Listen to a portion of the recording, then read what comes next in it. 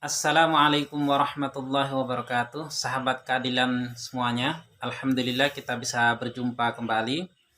Pada kesempatan kali ini kita akan menyampaikan informasi yang berkaitan dengan proses penyelidikan, penyidikan, dan proses penegakan hukum, khususnya tentang masalah terorisme. Jadi beberapa hari terakhir ini kita disuguhkan dengan informasi yang ini semestinya menjadi informasi intelijen, yang mana ini harus dikonsumsi khusus untuk BNPT, Badan Nasional Penanggulangan Terorisme, dengan Densus sebenarnya, tapi ini mencuat ke publik sehingga menjadi konsumsi publik. Jadi informasinya dari BMT tercatat ada 198 kurang lebih pesantren di Indonesia, pondok pesantren di Indonesia yang diduga berafiliasi ke ISIS ya. Nah, ini menjadi liar karena bisa menimbulkan dari informasi ini bisa menimbulkan Islamofobia dan lain sebagainya. Atau bahkan ada orang tua yang pengen memasukkan anaknya ke pondok pesantren pun menjadi ragu karena takutnya menjadi bibit teroris gitu ya. Sehingga pada kesempatan mulia ini mungkin kita pengen menyampaikan beberapa pandangan. Yang pertama, kita sepakat bahwa tindakan terorisme ataupun tindakan-tindakan zalim lainnya itu memang sangat dibenci oleh Allah Subhanahu wa taala dan tidak pernah diajarkan oleh Allah Subhanahu wa taala melalui Rasulullah sallallahu alaihi wasallam. Itu yang harus kita pegang teguh. Jadi Islam pada prinsipnya sangat membenci segala bentuk tindakan teror ya. Jangankan membunuh ya, masuk ke pasar saja itu ketika ada orang membawa parang atau ada orang yang membawa senjata tajam itu disuruh untuk menyembunyikannya agar tidak melukai orang yang ada di pasar atau orang yang berpapasan dengan orang yang bawa senjata tajam tersebut ya. Dari hal yang sangat kecil ini saja Islam sudah mengatur ya, sehingga sekali lagi ajaran teror ataupun membunuh orang lain itu tidak benar ya, tidak sama sekali tidak dibenarkan oleh Islam. Yang kedua, saya agak tertarik berkaitan dengan masalah metode ya, pengumpulan data ya. Jadi BNPT atau Badan Nasional Penanggulangan Terorisme ini sebenarnya metode pengumpulan data sehingga mengambil kesimpulan bahwa 198 pesantren di Indonesia ini berafiliasi kepada jaringan teroris, dalam hal ini ISIS. Ini metode pengumpulan data ini seperti apa kan sampai saat ini belum jelas ya, belum jelas. Karena kita ketahui bersama bahwa kadang untuk kasus terorisme ini memang unik ya, unik sekali karena kadang orang mendefinisikan atau bahkan menduga seorang menjadi teroris itu kadang dilihat dari cara berpakaiannya ataupun ya cara berpikir dia menurut dugaan mereka ini adalah menuju kepada teroris, akhirnya itu diduga sebagai calon teroris ya. Ya, sebelum menyampaikan masalah kita berdiskusi masalah metode ya pengumpulan data oleh BNPT itu, saya menceritakan dulu pengalaman. Jadi saya pernah punya pengalaman dituduh sebagai teroris. Ya, itu tahun 2005 yang lalu. Jadi saya waktu itu masih sekolah SMA mendapat tugas untuk pengumpulan dana di daerah Klaten. Salah satu kecamatannya itu bernama Kecamatan Wonosari, Klaten. Tahun 2005 waktu itu, jadi saya dengan teman 2 orang jalan keliling mengumpulkan dana untuk festival anak soleh.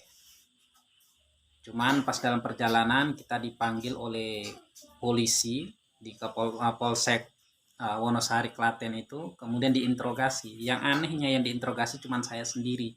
Teman saya 2 orang itu tidak diinterogasi, saya sendiri disuruh masuk ke satu ruangan, kemudian di situ ada Kapolsek dan 1 orang temannya. Saya diinterogasi kurang lebih 1 jam. 1 jam ditanya 1 jam, kamu dari mana, asli mana, kemudian punya identitas atau tidak. Ternyata waktu itu kebetulan saya tidak punya identitas ya, tidak punya surat tugas, kemudian tidak punya KTP, belum punya KTP waktu itu. Akhirnya kesimpulannya yang terakhir itu mereka pembicaraan mereka ini menuduh saya teroris ya. Jadi saat itu ketika mereka menyebutkan teroris, ya saya kaget. Atas dasar apa? Saya bertanya atas dasar apa mereka menuduh saya sebagai teroris. Ketika saya tanyakan kepada mereka ini, mereka menjawab. Nah, jawaban ini yang menurut saya, yang seperti saya bilang pengantar tadi, metode pengumpulan atau mendapatkan informasi menyimpulkan seorang ini sebagai teroris atau tidak, ini yang saya seperti yang saya alami jangan sampai terjadi. Jadi waktu itu di Polsek waktu itu menyampaikan bahwa Anda diduga sebagai bagian dari jaringan teroris itu karena Anda berjenggot. Sekali lagi, Anda berjenggot. Terus yang kedua, celana Anda di atas mata kaki. Nah, kalau seandainya dengan ciri-ciri seperti ini kemudian orang itu cirikan ataupun dimasukkan ke dalam jaringan teroris, ini kan sangat naif sekali. Sangat bodoh menyimpulkannya seperti itu. Nah, kebetulan waktu itu memang tahun 2005 itu memang gencar-gencarnya perburuan teroris. Yaitu waktu itu yang dikejar lebih utama itu adalah Dr. Azhari yang waktu itu kemudian ditembak mati di Batu Malang, Jawa Tengah. Nah, sekarang kita kembali lagi kepada metode pengumpulannya. Jadi informasi dari BNPT ini memang minim ya, berkaitan dengan metode, caranya bagaimana biar mereka bisa menyimpulkan satu pesantren itu termasuk berafiliasi kepada teroris, itu kan tidak ada informasi yang valid sampai kepada publik ya.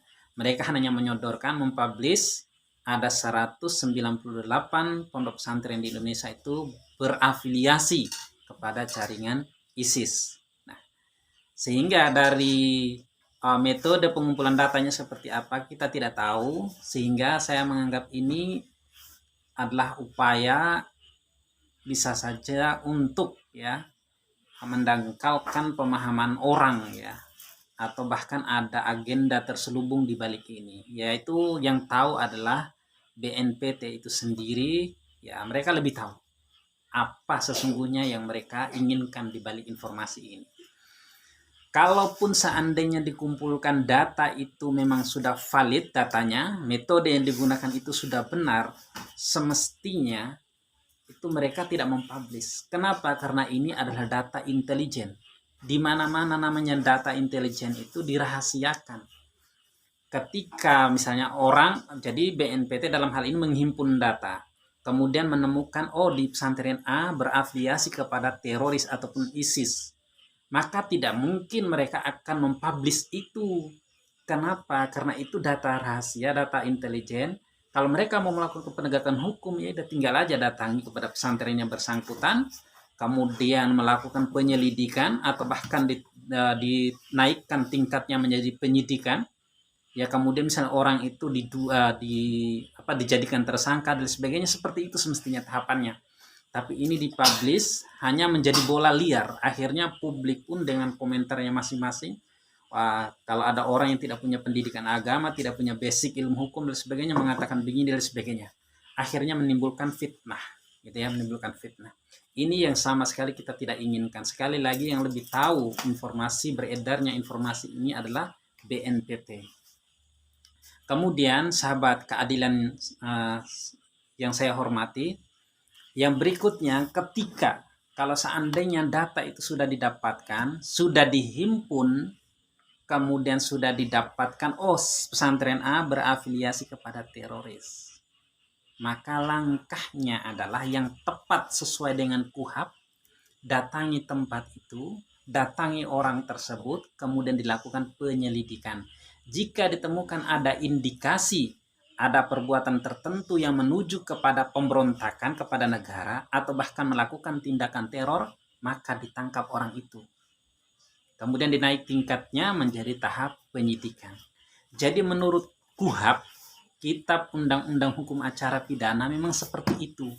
Tapi ini malah dilemparkan ke publik, pesantrennya tidak diapa-apain. Ini yang saya bilang bola liar memang sengaja dihembuskan. Saya tidak tahu tujuannya apa di balik ini sebenarnya. Itu wallahu alam ya, biar mereka sendiri yang ya tahu dan akan mempertanggungjawabkan apa yang mereka publish ini. Kemudian sahabat keadilan saya hormati, dalam proses penegakan hukum khususnya masalah tindak pidana terorisme ini memang kita perlu hati-hati. Ya, perlu hati-hati. Kenapa kita perlu hati-hati? Ini berkaitan dengan masalah nyawa seseorang. Karena bisa jadi orang itu kadang masih berstatus sebagai terduga, itu bisa saja dibunuh.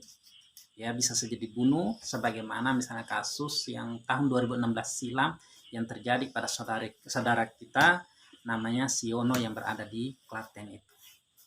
Jadi dia statusnya masih terduga, tapi ya karena mungkin melakukan perlawanan menurut versi Densus, akhirnya terbunuh dia.